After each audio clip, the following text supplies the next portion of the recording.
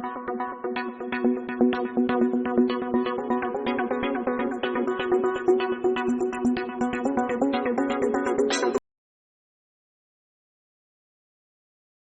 students, I am TP Dubey from Mastermind Public Higher Secondary School, Hathwas Piparia. Now I want to explain you your English reader chapter 9. The name of chapter 9 is The Three Fishes. Student, don't you know what is the Hindi meaning of this chapter? But now I am here to explain you all the chapter in Hindi and English. I will read carefully and you have to tally with me and carefully. Otherwise you cannot understand the sense of this chapter. Okay, now let's begin the chapter in Hindi and English. All right students, this is a story of three fishes. बच्चों, ये जो story है, ये जो कहानी है, ये तीन मछलियों के बारे में है. फिश माने होता है मछली, और ये मछली का फिशेस प्लूरल है, यानी बहुवचन है उसका. This is a story of three fishes. ये तीन मछलियों की कहानी है. They lived with their families in A pond. ये मछलियां अपने परिवार के साथ एक तालाब में रहती थीं. तीन मछलियां थीं बच्चों, और ये एक तालाब में उनकी पूरी फैमिली रहती थी. फैमिली माने अपना परिवार रहता था उनका. One day two fisherman came near the pond. और तालाब में एक बार ऐसा हुआ कि दो मछुआरे आए. फिशरमैन माने मछुआरे, मछली मारने वाले. तो मछली पकड़ने वाले और मछली मारने वाले, मछली बेचने वाले जो है वो फिशरमैन कहलाते हैं बच्चों. तो टू फिशरमैन आए एक बार तालाब में, दो मछुआरे आए.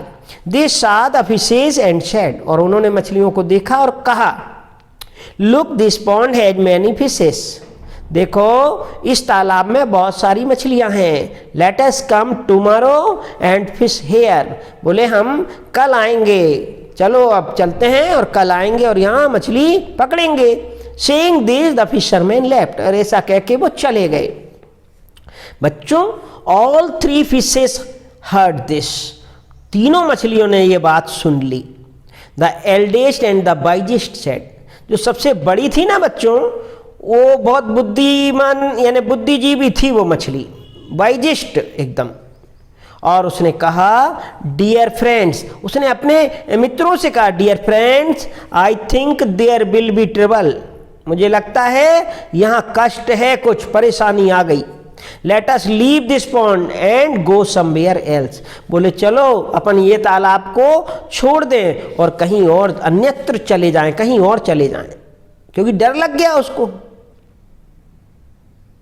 और स्टूडेंट्स, जब ऐसी बात हुई, the fisherman will come tomorrow with their nets.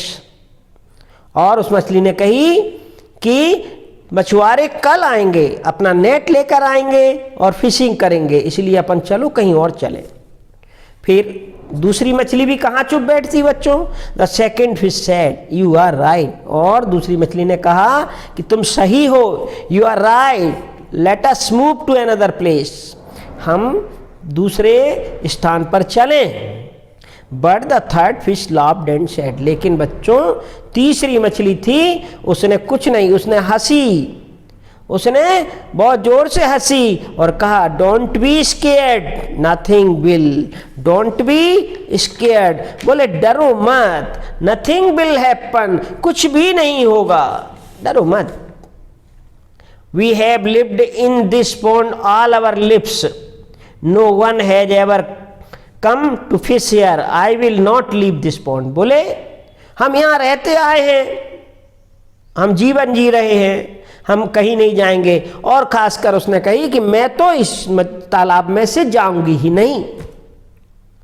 बच्चों, the eldest fish left the pond with his family.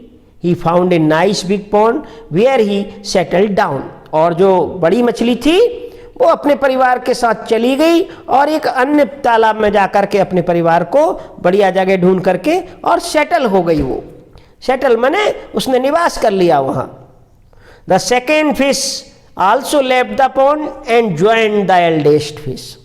और जो दूसरी मछली थी उसने भी बच्चों क्या किया, बड़ी मछली की बात मान ली और वो भी उसी तालाब में जाकर के चली गई. लेकिन क्या हुआ, तीसरी जो मछली थी बच्चों, the third fish did not leave the pond, he made fun of his other friends, और उसने किसी की बात नहीं मानी बच्चों, और उसने सब पे हंसी उड़ाई, सबकी, सब पे हंसा।